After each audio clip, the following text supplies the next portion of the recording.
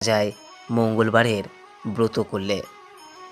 জ্যোতিষশাস্ত্র মতে যে ব্যক্তির কোষ্ঠীতে মঙ্গল পাপ বা অশুভ প্রভাব বিস্তার করে থাকে, অথবা মঙ্গল দুর্বল হওয়ার কারণে শুভ ফল দিতে পারে না, সেই ব্যক্তিকে মঙ্গলবারের ব্রত অবশ্যই করা প্রয়োজন।